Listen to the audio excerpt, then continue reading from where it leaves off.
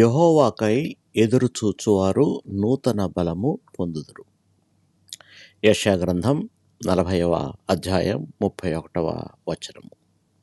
ప్రియులారా, మనకు మన బలం తగ్గిపోయినప్పుడు దేవుని కొరకు ఎదురు చూడాలి. దేవుడు ఆలస్యం చేస్తున్నట్లు అనిపించినా ఆయన మనలను మర్చిపోలేదు. ఆయన సమయంలో నూతన బలాన్ని ఇచ్చి మనలను మళ్ళా పడిన పైకి లేపుతాడు. కాబట్టి నిరాశపడద్దు, యెహోవాకై ఎదురు చూద్దాం. ఆయన మనకు నూతన బలాన్ని దయచేస్తాడు.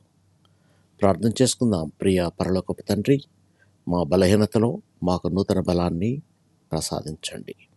నీ కొరకు విశ్వాసంతో ఎదురు చూపే కృపను మాకు దయచేయండి. మా జీవితాలను నడిపించి ప్రతి పరిస్థితిలో మమ్మల్ని బలపరచండి.